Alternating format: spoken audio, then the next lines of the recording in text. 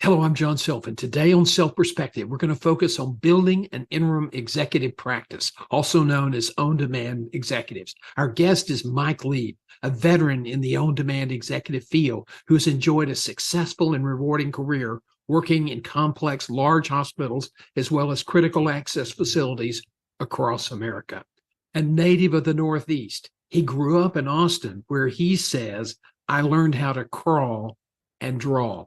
A graduate of Rice University with a master's degree from Trinity University, Mike and his wife now live in Dallas. So join us for this self-perspective interview and learn more about building an interim executive practice. Mike, thank you for joining us today. Tell me a little bit about your background. Where did you grow up? Mom, dad, brothers, and sisters? Well, thanks, John. I'm delighted to be here. I appreciate you asking me too.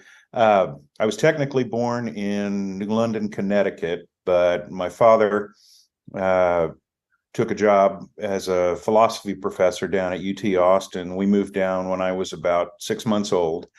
So I consider myself a Texan. I learned to crawl and learned to drawl down there.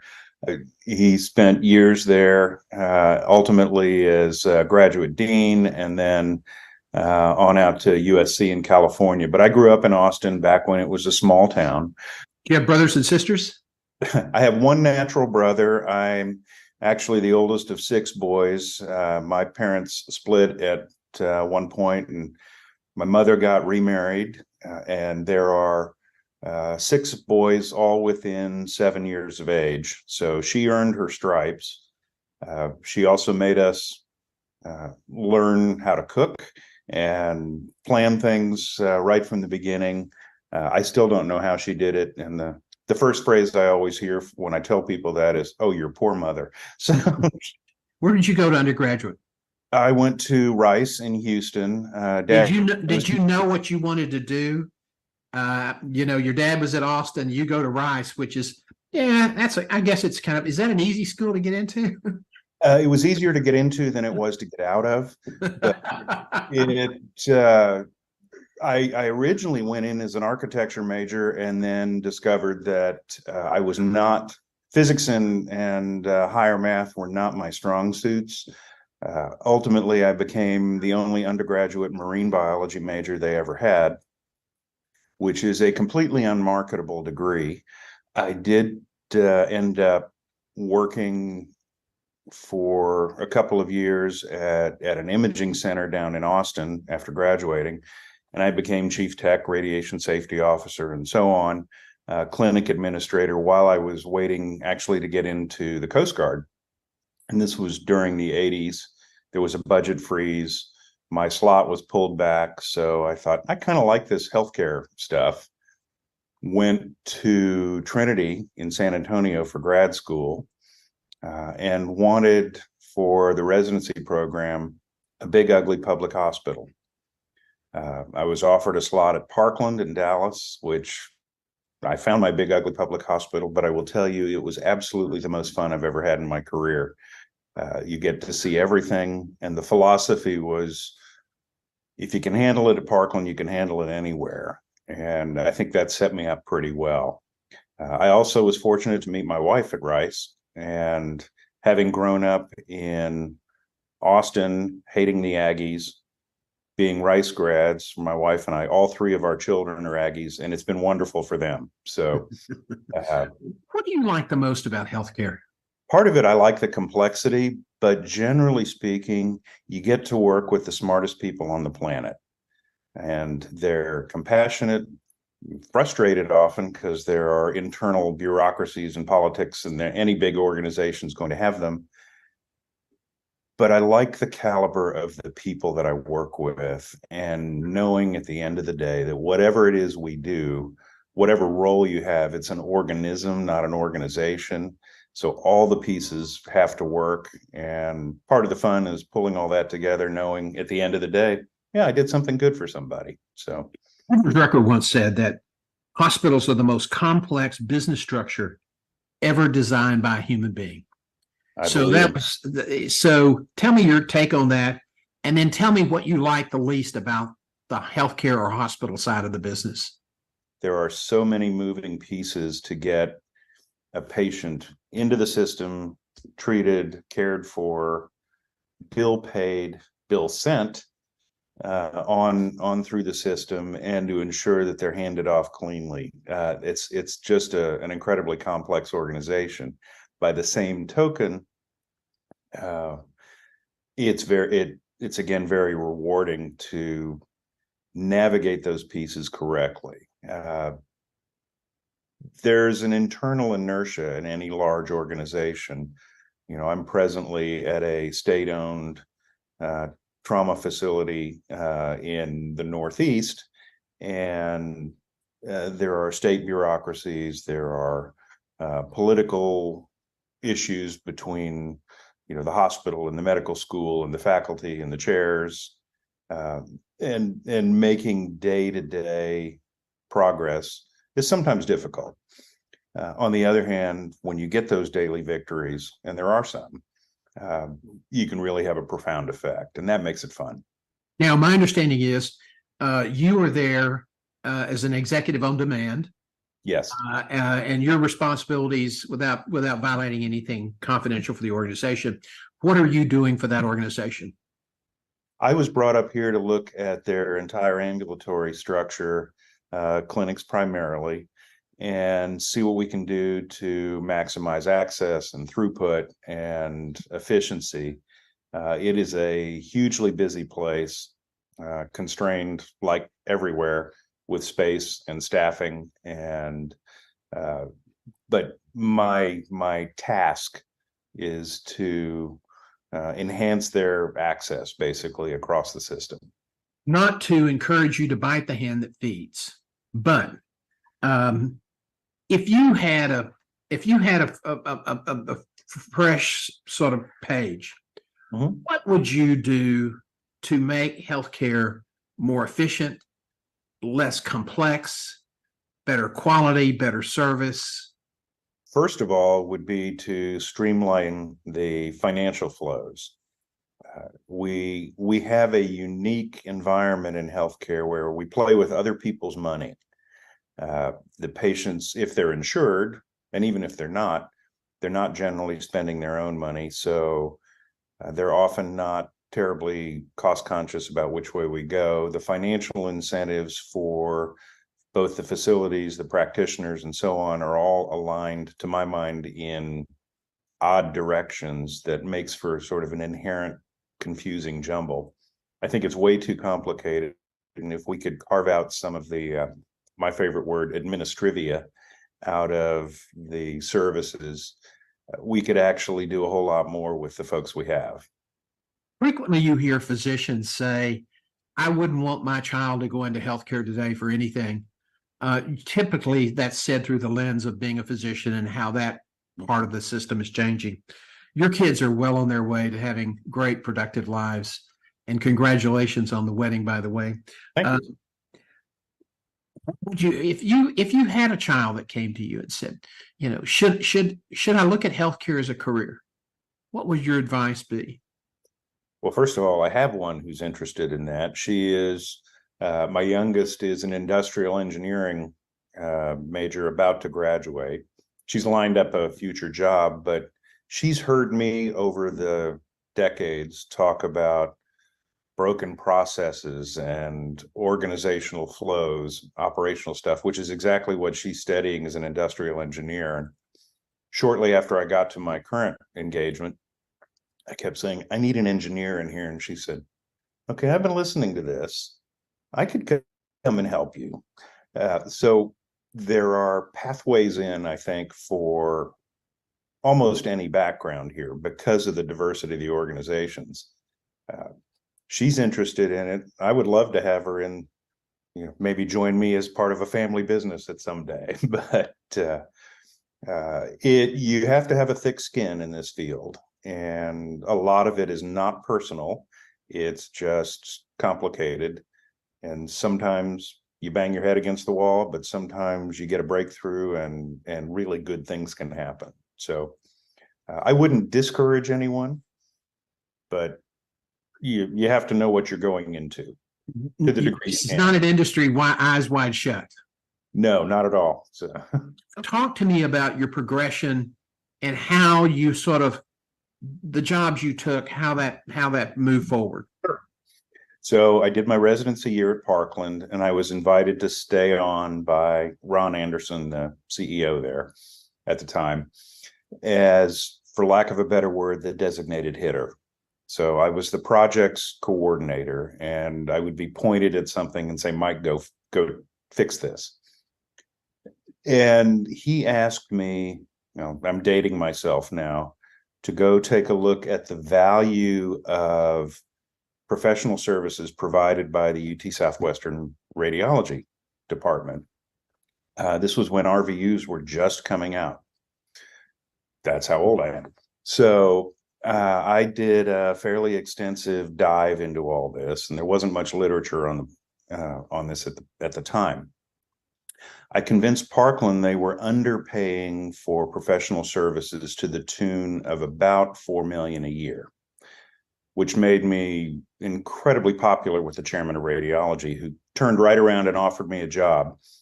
Dr. Anderson at that point said, Mike, I think you probably ought to take this one. So I moved 50 yards away over to the medical school, as I refer to it, a light year in style, and took over the management of the radiology practice. And I was very fortunate to work with a chairman there who said, I'll take care of the academic stuff.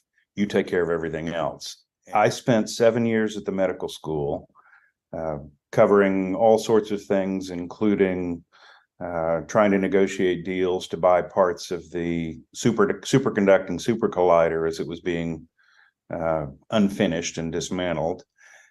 It was a fantastic opportunity to work with, as I mentioned before, kind of the smartest people on the planet in an academic medical center. But I missed the hospitals, and a former classmate of mine from Trinity called and said, well, why don't you come over to Methodist with me? So I moved over there as a vice president, sort of the rookie vice president, the classic role of facilities maintenance, food service, but I also had surgery and family practice and CME and the graduate programs. It was a pretty broad mandate, and construction too, which is always a great deal of fun. Was there for a bit.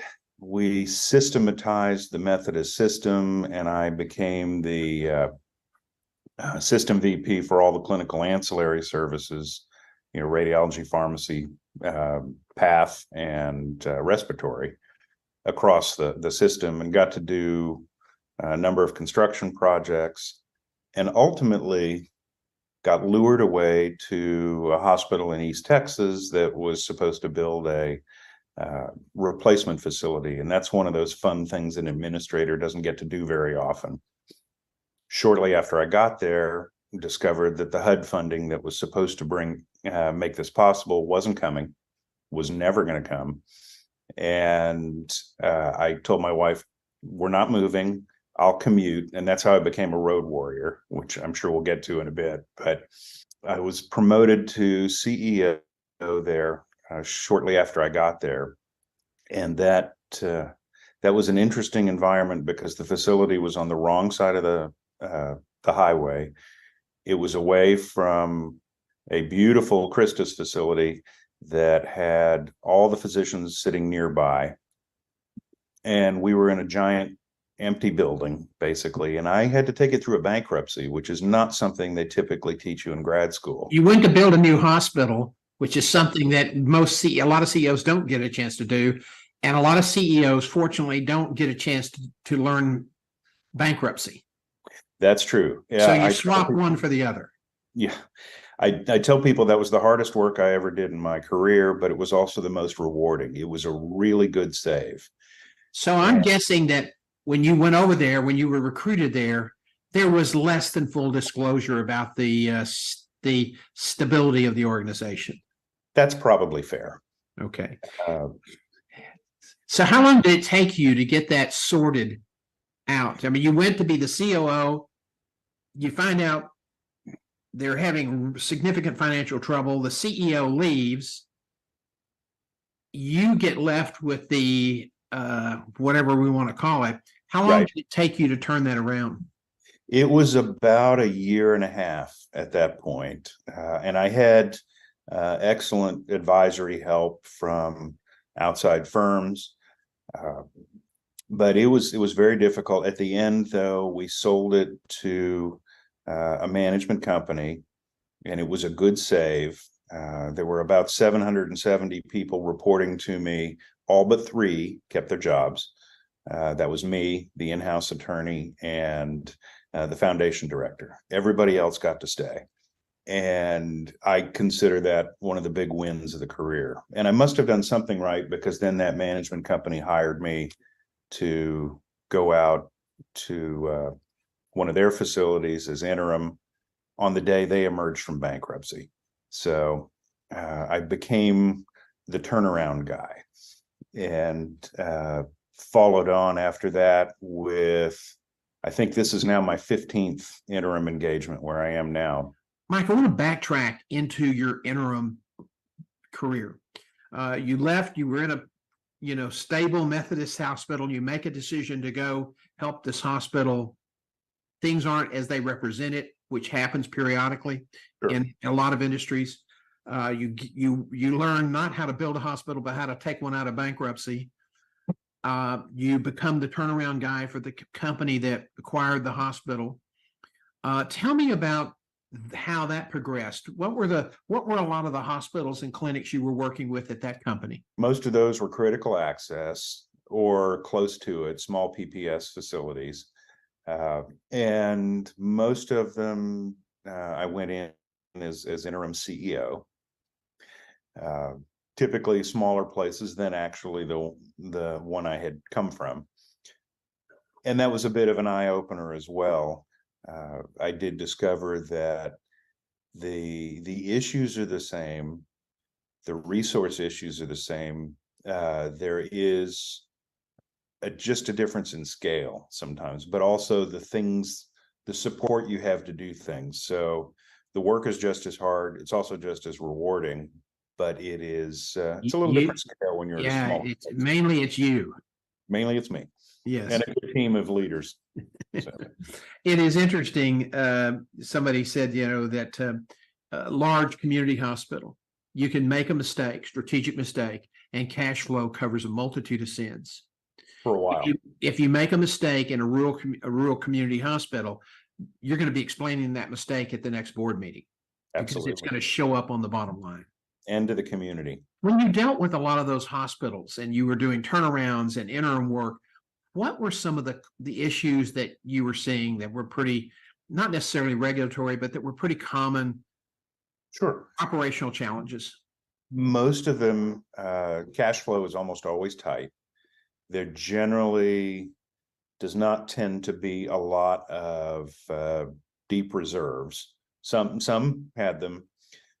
Quite often these were district or governmental owned, county owned facilities where you didn't have a whole lot of extra slack in the rope, but you were also typically the only player and the only healthcare institution in your area, region, town, whatever it happens to be.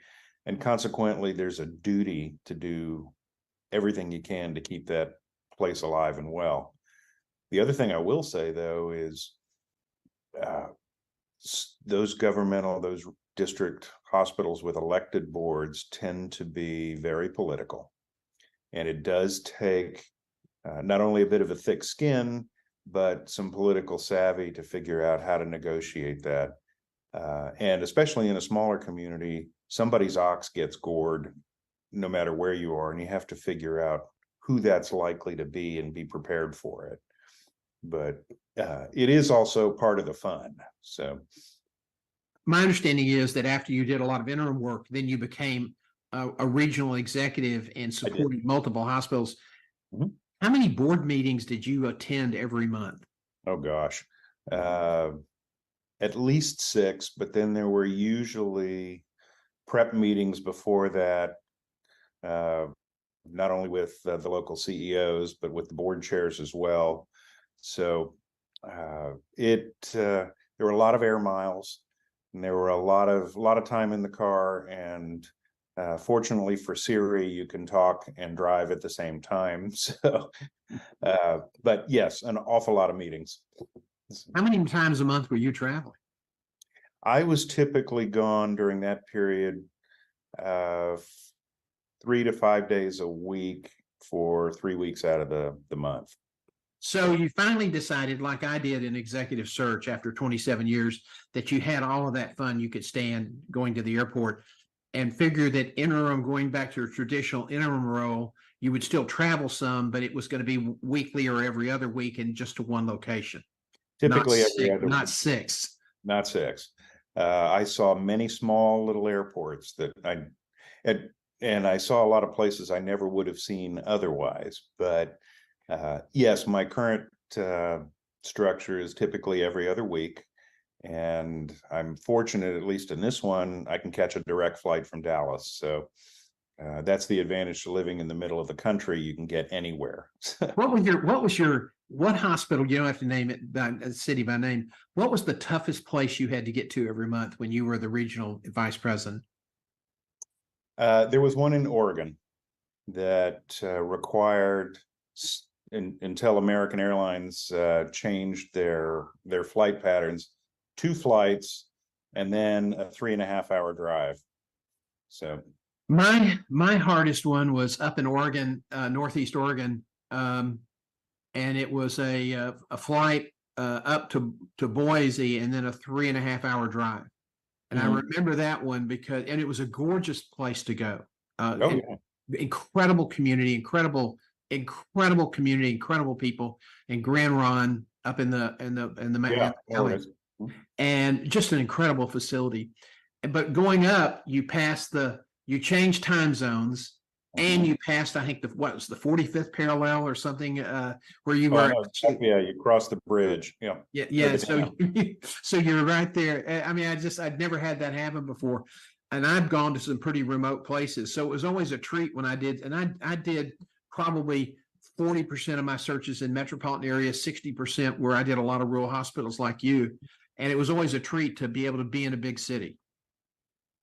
It is. I'm actually enjoying it, and I'm close to New York City now. So on the weekends, when I'm up here, I can hop on the train and go over and explore. Yes, great. Great New Jersey train system. Yeah, it works. It's better than Dallas. So. What did you enjoy the most about that rural job? Part of it was the value on a personal level. One, I was in some very cool places that I'd never been before.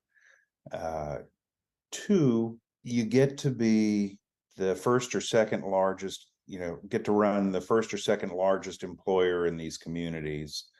So you're intimately involved with kind of everything going on in the town. But you also have that critical mission to do. So while I got to go sightsee a lot, I also got to do things that had real value at the end of the day. And my mission as an interim was always very simple. I want to leave it better than I found it. You're now, you're an interim now. I noticed that some of the big search firms are now getting involved in this business, and they've changed the terminology to say on demand. Yeah, I noticed that. Is this a transition role for you, or is this a role that you see for the rest of your career? Oh, I see it as for the rest of the career. And actually, I have done things like that. It's really, for me, and actually I think industry wide, it's not a temp job. Interim leadership, or on-demand leadership now, I guess, is it really is a permanent career choice. I like it for the reason that there's a good variety in what I do. I am a believer in there are about only 7 basic plot lines, and once you figure out what the local structure is, you can navigate within it. But by the same token, they're different places, they're different cultures, different local issues. So it's always varied. And but I've talked about these things before. A professional interim, for lack of a better word, We're not just filling a gap between the next permanent job.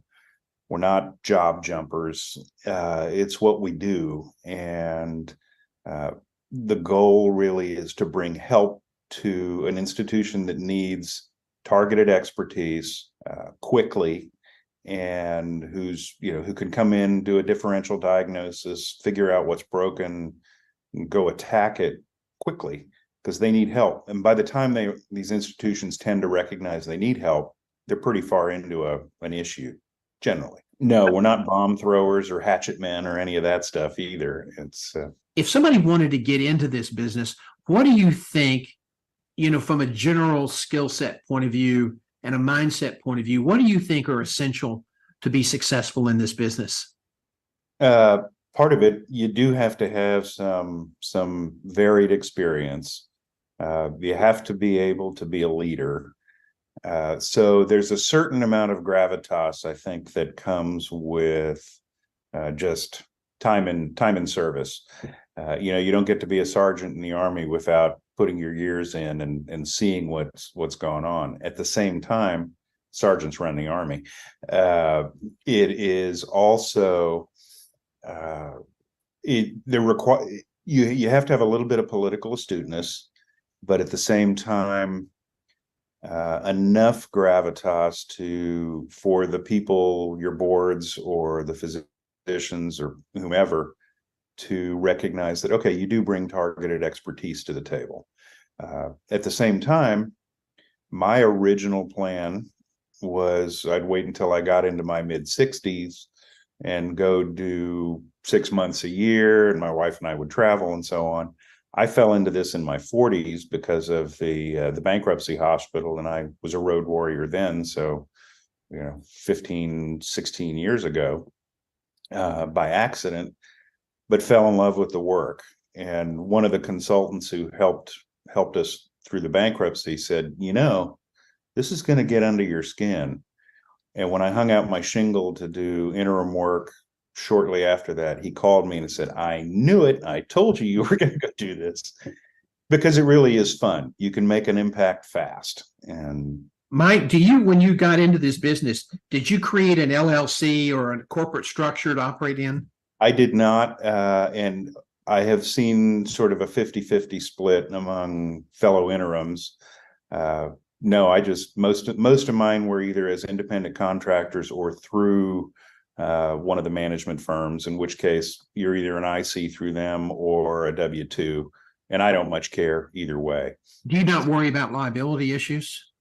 No, because generally, if you go through a firm, and most of mine were either through that management company where I actually set up their interim service, or one of the big firms, you write into the interim placement agreement that you're a named insured, and you get covered under their D&O policy. So that's a requirement. I don't actually carry separate insurance either for myself. I mean, an umbrella policy, but always get in on the D&O coverage from the institution, because you're acting on their behalf. When people want to get into this business, and I have people, and coaching people, they're asking me all the time, how does one set the fees? And how do you handle expenses? And how are living expenses handled? And how often do you get to go home? And who has to pay for all that? Sure. Within a broad category, all of these things are fairly similar, whether you go through a placement firm or you negotiate it yourself. Excuse me. Typically, you travel home every other week. The client facility will pay for housing for that travel round trip. And it doesn't matter whether you go home or your spouse or family member comes to visit you, but you get 2 round trips a month typically.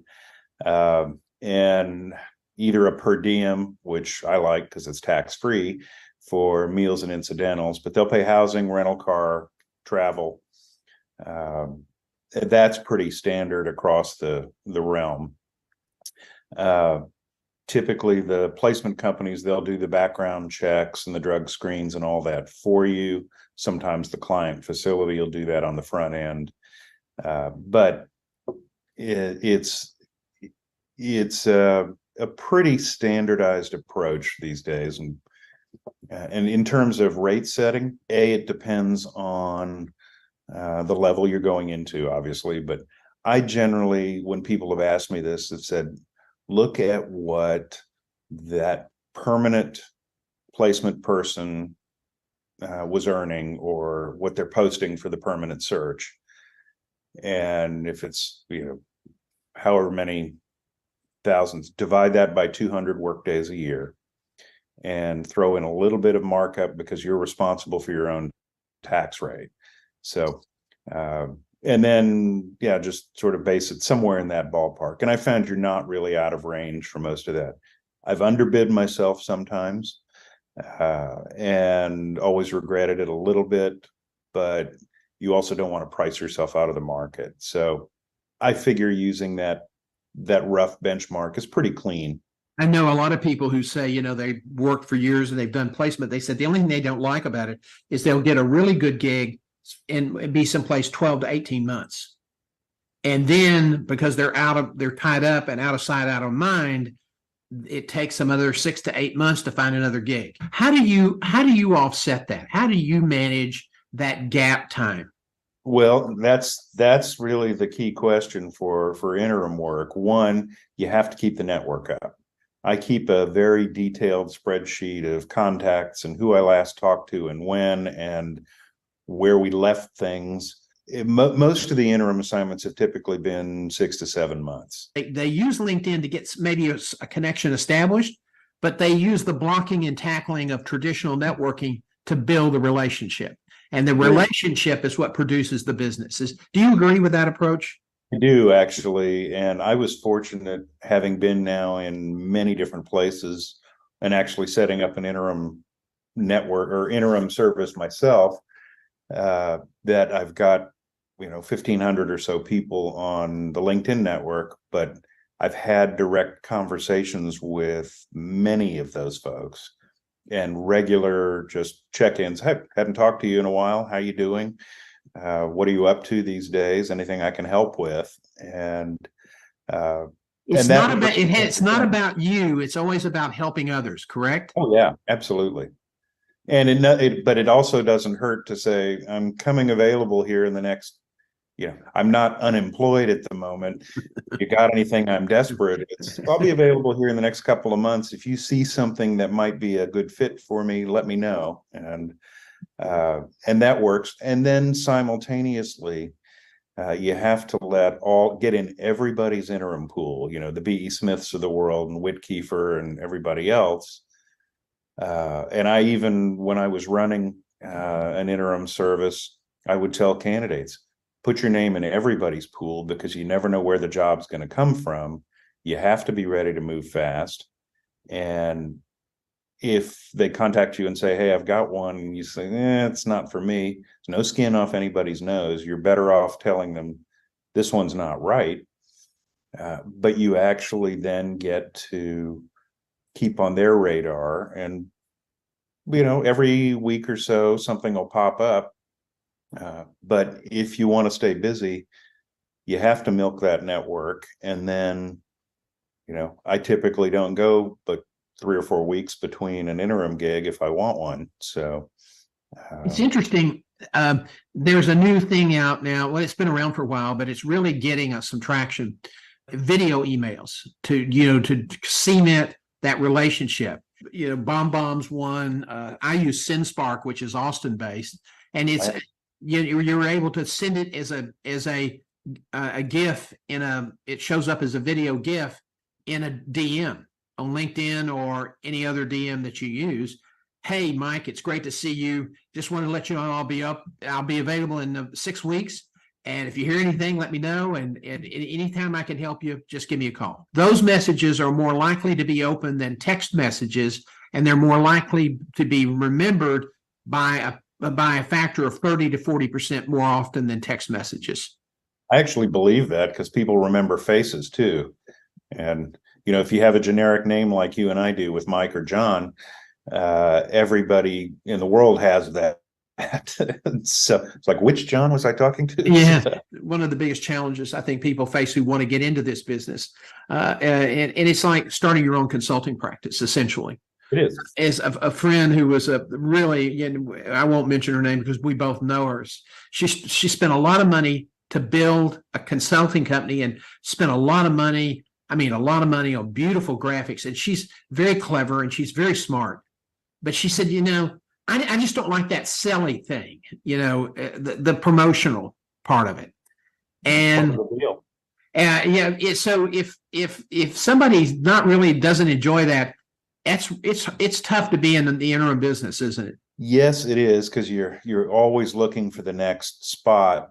But by the same token, if you do good work, you'll get recommended as well. And cultivate your references, offer them back, and say, "Oh yeah, I worked with Mike years ago. I'd be happy to send him your way." Those help, but you do have to work it pretty regularly. I try and do an hour or so a week of updating, making sure my resume is current, that I've got several flavors worth for the kinds of things that I'm interested and or capable of doing. So. And you're finding that when you have to prepare your resume for interim, it's actually going to a human and not some computer, correct? Well, yes and no. There are, I think everything these days is being scraped by AI. So you have to have the keywords in there. And I learned that from you. But it is ultimately going to be targeted to relationships, the local relationship. Yeah. Very good. If somebody came to you and said, "I'm really interested in being an interim," what advice would you give them? Good points, bad points about this business? The good, bad, and the ugly. Yeah. Well, first of all, it's always there. It's always there, regardless of what it is. It's always there, and I've talked about these for ages. But you have to be patient to get the first gig. When I hung out my shingle after that bankruptcy, it probably took 3 months before I latched on to the first gig. And it's frustrating and it's scary because when you're not working, you're not earning. But at the same time, once you hit, if you do good work, that network spreads, that reputation spreads. Oh, yeah, Mike did a good job with us. I'll put him in the next one. But and you'll get repeat work from the same companies because you're a known entity at that point, which is the other part of the equation. But you got to have patience on the front end. Nobody wants to look bad, either referring you individually or a company referring you. So right. You're maintaining good relationships, doing a good job, reinforcing the job you're doing is really part of generating referrals. That's absolutely true. And you're only as good as your last gig. So if you have not performed well, own it. But at the same time, if you do good work, there is lots of work out there. The trick is putting yourself in a position, A, to hear about it, and B, to be ready to respond when the time comes. But you also have to be fair to the client. Just because something's dangled out there, no, we need an interim X, you have to be honest with them and with yourself. If this is not something you're likely to be good at, don't accept it. Tell them right up front, it's not really a fit for me, because it does a disservice both to the firm, but also to the client and yourself, because then you'll get the reputation of, oh, he went in there, we paid him this money and nothing happened. So a lot of people say, well, I'd like to do this, but I'm not going to do this place, that place. I don't want to do. You've been into some challenging places. You're in a very big metropolitan area now, near Manhattan. And that wouldn't be a place that you would go live and move your family. No, probably not. Okay. So when people say, well, they start giving you all the places they don't want to go for whatever reason. Have you found that a lot of the places that you thought you probably would not want to do work in, that you've done work there and it was productive and you learned a lot, and Absolutely. And I've been all over the country. I now have an app called Flighty that shows me every flight I've taken since 2012. And I have 922 flights as of this last Monday, and almost 800,000 miles just here in the United States. But the map that it shows, I've been all over. And part of the fun is, it's temporary. So if you're in a place that you really don't like, so what? It's not going to last that long. This too shall pass. Right, like a kidney stone. But the other piece is you get to see parts of the world you might not have ever seen before. And there's something new to learn, something interesting anywhere you go. So on my weekends where I'm not traveling home, my rule of thumb is I pick a compass direction and just go explore. And there's always something to see, whether it's cornfields in Nebraska or the Olympic Peninsula or Manhattan. There's always something cool to see. So treat it as an adventure. Mike Lieb, it's so great to see you. Thank you so very much for joining us today on Self Perspective. And we look forward to seeing you again.